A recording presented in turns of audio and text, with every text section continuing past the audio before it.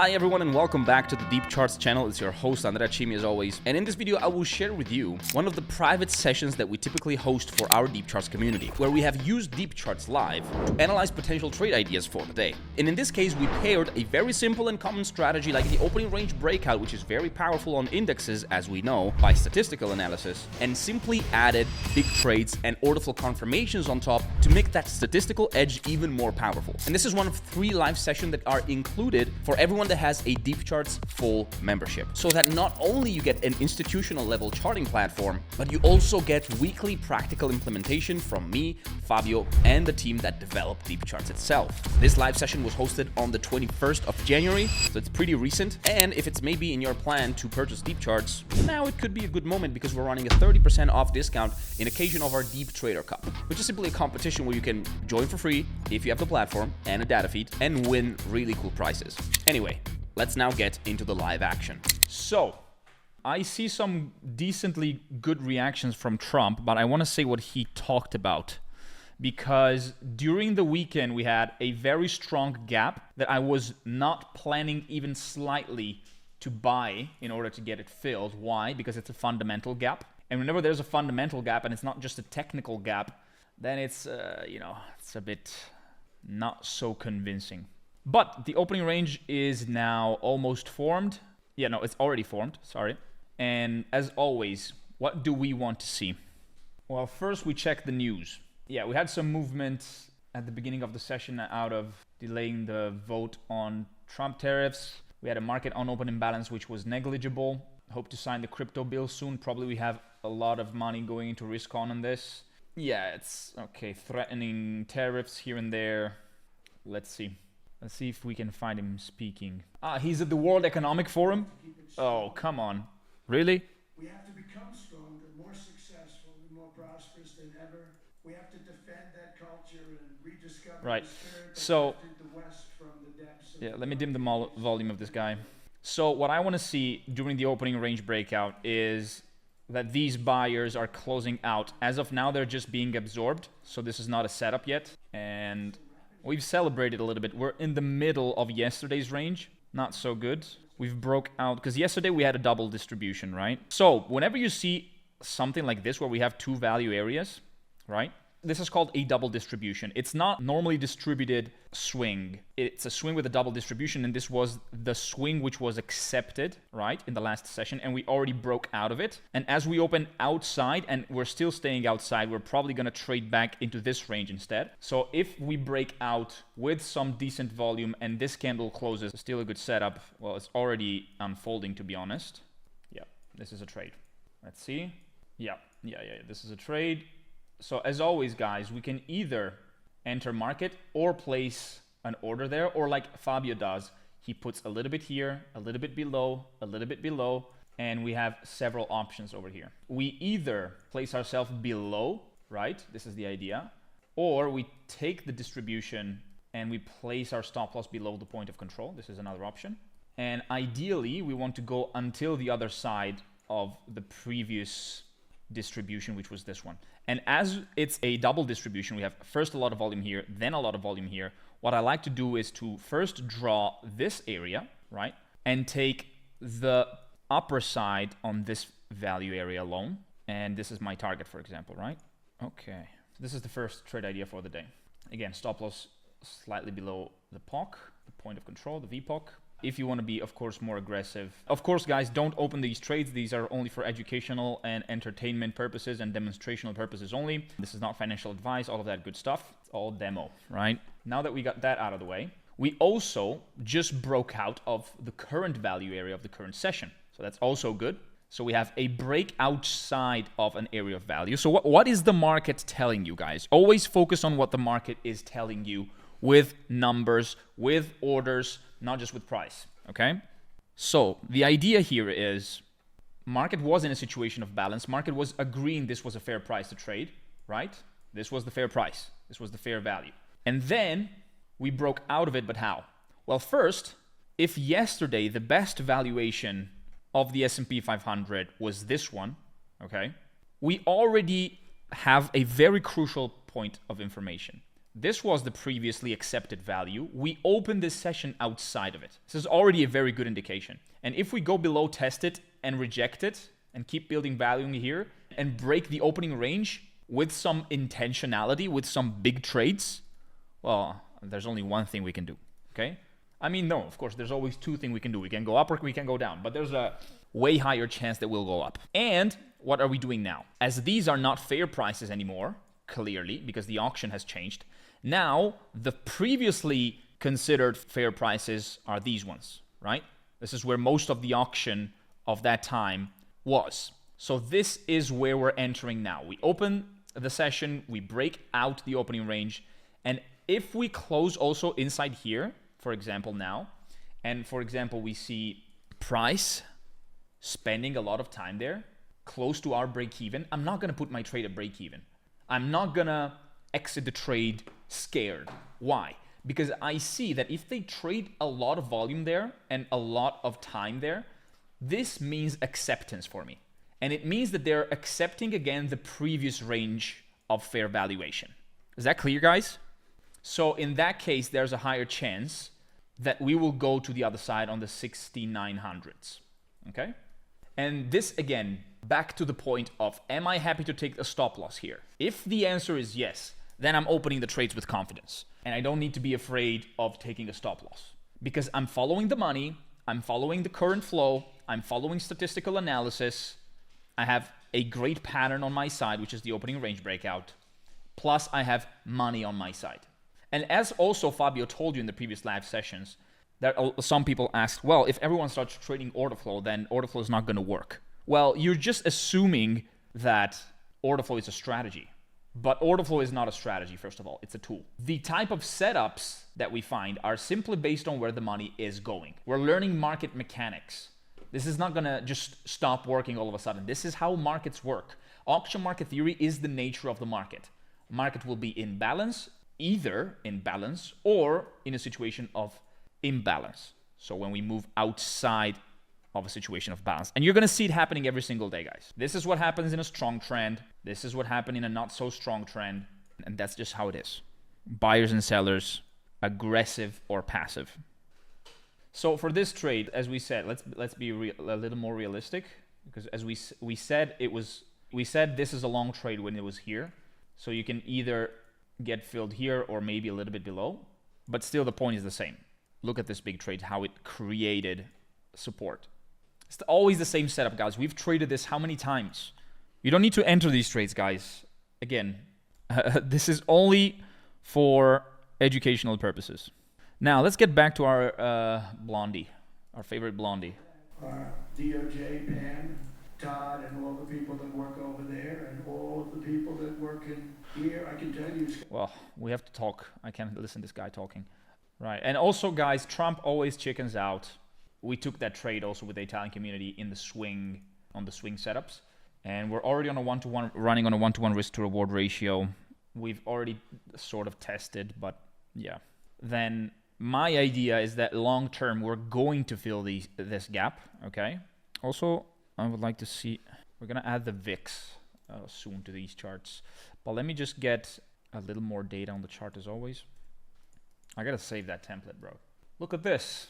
Well, that was fast. Let me see. Well, yeah, totally. And now the VIX, the VIX index is probably really high. I was long VIX, by the way. That was one of the idea we had. Let's see if there is, do we have VXX futures? Which exchange is the VXX future? I'm not sure it's the CME. It's the CBOE, right? Yeah. So the thing also here is, as you guys can see, where are we at in the overall composite distribution? Where were we at the start of this session? Were we at a random place to buy? Or were we at the value area low of this entire distribution of the last 3 months? That's where we look for buy trades. The second thing is on the upper hand here. Well, first, above this gap, there's the end of the distribution where the high volume node becomes a low volume node. So this area over here, which is what we call a ledge in volume. So that's like a very ambitious target for this trade. I'm not sure we're going to get there today. I'm pretty sure we're not, unless something really cool happens. But it would be a session that is completely above the ATR of all of the previous sessions. So there's not a high probability we'll get there. But for those who are more swing type of traders, well, that's a very juicy target in my opinion. And it would take this trade onto a 1-to-5 risk to reward. And I'm pretty confident that if Trump will chicken out, as he always does, and also considering the fact, wait a second. When is the Congress going to deliberate? Not the Congress, the Supreme Court of Justice in the United States. Because they were supposed to deliberate on Trump's tariffs, I think last week, and they chickened out. Okay, they chickened out too. They said, okay, you know what? We're not going to deliberate as of yet. They're still thinking if they're constitutional or not. But if they are indeed going to deliberate that, you know, Trump's tariffs are bullshit and they're not going to be able to be enforced, then we're going to see some bearishness in the stock market, I'll tell you that much. I mean, that's pretty obvious, right? Because a lot of the money that was planning to come in the American economy is not going to come, and the government is going to have even more problems facing all the expenses that the American government, the federal government, is budgeting every single year, and they're going to have to issue even more debt to pay for the interest on the debt that they have. It's not going to be good as news for the stock market, and if that happens, we're probably going to see some bearishness that we can either monetize by buying volatility beforehand, as I did buying the VIX, or, you know, just with Orderflow joining the algo party. And by algo, of course, you guys I know mean the best execution algorithms. How do you set the big trades? It's all set, guys. It's all set inside of the template. If you want to take a look at the template, you can go inside, check the deep trades. Yep. It's 10 days, aggregate trades, manual, low. You probably don't have these settings, but it's 2.5, 5, 50. These colors and the markers are 120 to 7. And that's how I keep it on the S&P. Awesome. We had the first drift. We have the first momentum drift on this. Again, I'm not really into going to break even. By the way, if you guys haven't already, you should definitely try the IVB model also on the S&P. You just add deep IVB. I'm not sure you can get into the settings because this is probably not settable, but we're gonna probably let you set the times. And this is also giving you the statistically valid targets, I think. Andrea, one of the last reels on YouTube, you said if you commented with professional, you would send a PDF. So yeah, the cool thing about the IVB model is that you don't have to draw yourself the opening range. So it gives you the opening range, and it also gives you areas for entry, which are now not plotted because I think it's based on the NASDAQ. And it simply tells me the average exit for this asset, say the bias is up, and the exit average is this one. So I could take profit there, aiming basically at taking out these highs. It gives me a level of protection, so where I can basically assume that it's wiser to place my stop loss to break even, right? And the exit average to potentially place my target, that's just an average, right? These are just some statistical averages and the standard deviation of the exit average, right? So yeah, you could evaluate adding that on top of the chart while you use the Orderflow, the opening range breakout. That's basically the model that we're using, right? Vertical lines sometimes appear, I'm not sure. Can't modify it, yeah, we're gonna make it modifiable, at least on the time. We're gonna give you at least a selector of it. It's giving you these areas of imbalance that you can evaluate for entry zones. I'm not using them, to be honest, just mostly looking at short-term order flow. So if I see that there's a strong initiative candle on the outside, I'm just gonna join the party. And I wanna see if a 5-minute candle closes above the range with big trades. That's my version of it. Big trades and initiative above the opening range. But we could, just monitor it and see what would have happened. Andrea, how intensive you watch the CVD for this trade? 0. I basically do not use the CVD. I can delete it completely from my charts. I do not use it a lot. Sometimes I might. So the thing with CVD, it's a summary, right? So what we are getting from the exchange when we use Orderflow is we are getting a raw version of data, also known as the time and sales. So if you open an advanced time and sales, you can see the raw data that we get from the CME. A bunch of buy and sell orders. Aggressive buyers in green, aggressive sellers in pink to purple. This is what used to be called the tape. And if you guys know a guy named Wyckoff or Wyckoff, one of his most celebrated book was called Studies in Tape Reading. And I'm going to show you an image, which is this one. This is literally this. It used to be an actual tape, okay? It used to be an actual tape that was getting printed at the stock exchange with all of the volume of transactions, right? And this is what we have today. It's called the time and sales. So at what time, how much volume, at which price. And then all of this data is plotted onto our footprint charts thanks to deep charts, right? And so I like to see the raw data. I like to see the data as raw as possible. I love the big trades indicator because it summarizes and it filters out the noise a little bit. But what the CVD is doing is not really filtering out, right? It's just a cumulative version of the delta of each candle. And I can already see the delta by just looking at the numbers here, okay?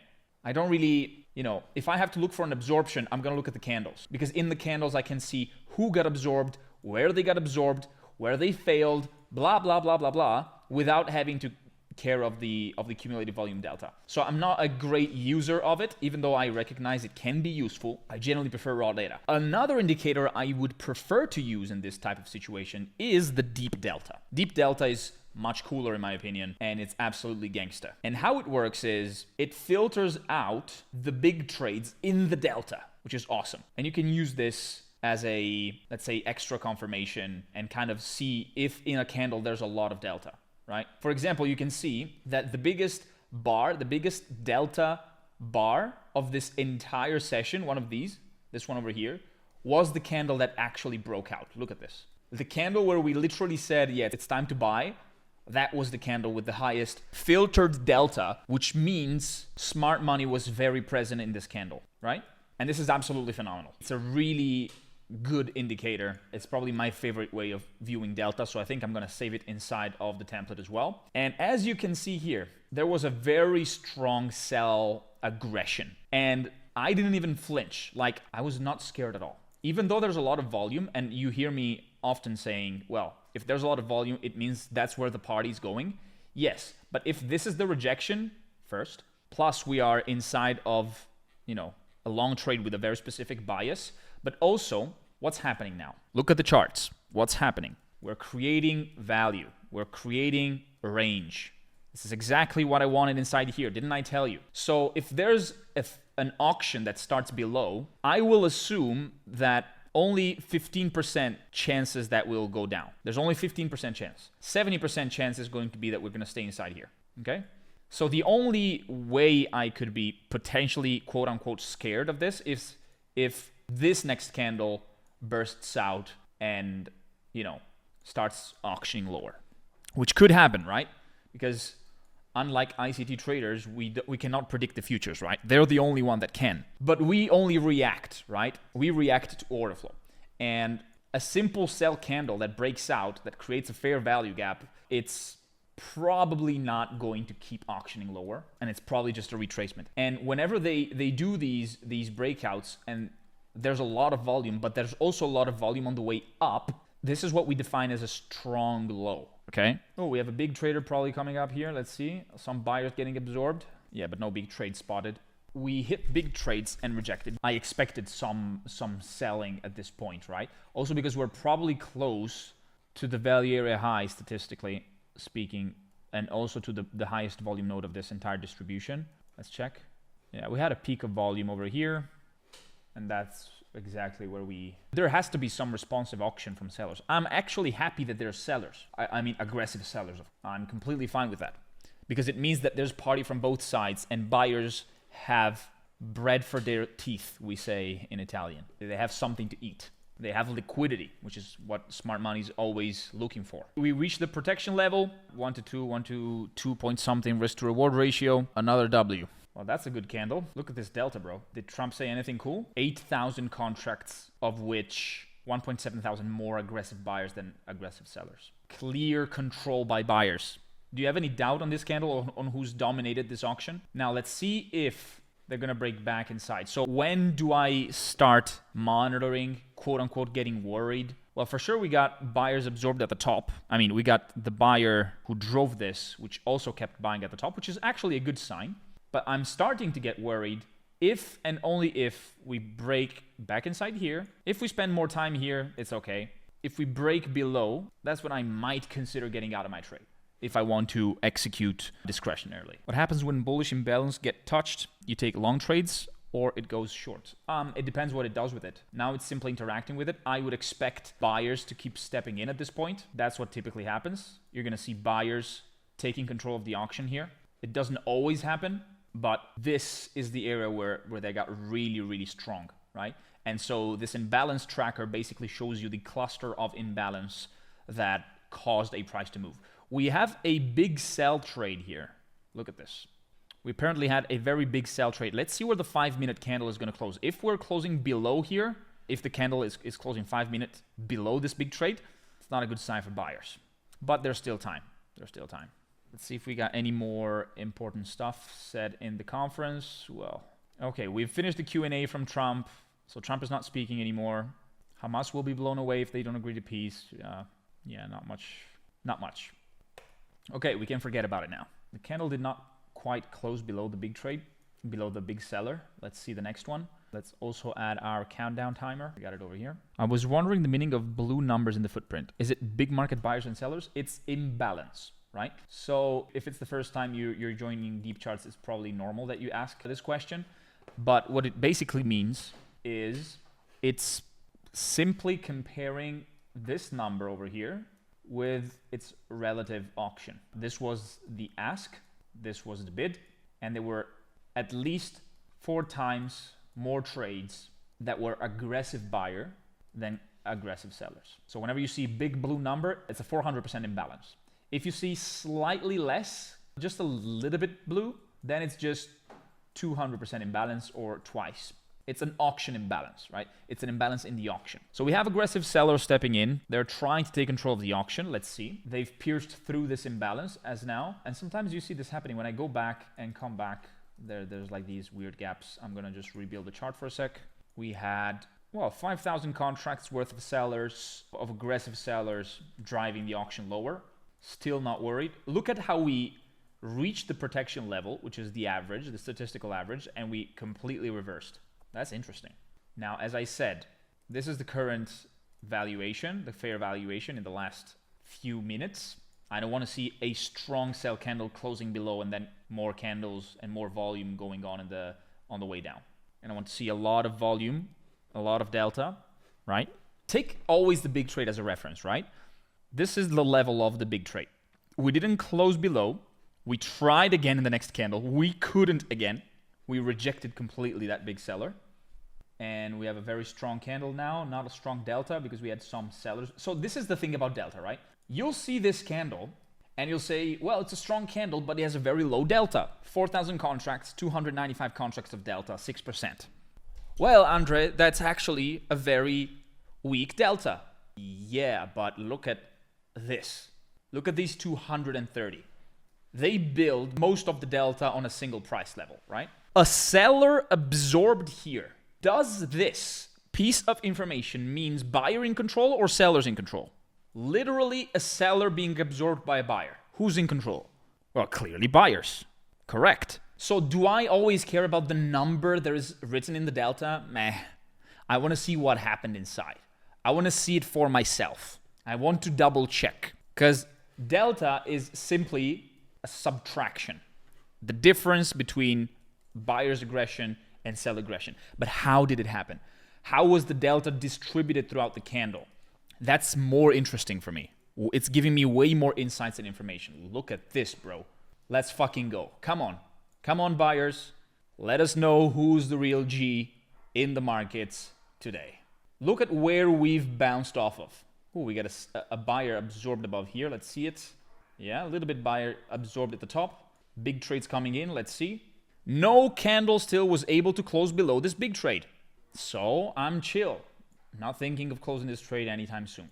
Yes, sir. TP right now. Let's fucking go. Yeah, that was definitely a chew. I think I'm going to do also one live session I'm going to do one extra live session, guys, in the Deep Charts channel, the YouTube channel, so we can gather more customers for our beautiful software. A lot of people need to know about this. And as you guys will notice, I'm not the kind of salesperson, I'm not the kind of salesman that is shy about it. Because I'm so freaking proud of this platform. I'm so convinced that Orderflow trading and Orderflow charts can be valuable for traders. And I see the chat that you guys are writing every single live session that we do, telling all the great results you're having, telling how this has changed your trading. It's just, I have to sell it. I have to put a sell on it. I have to talk about it to everyone. I mean, look at this. So I'm not like shy selling it, right?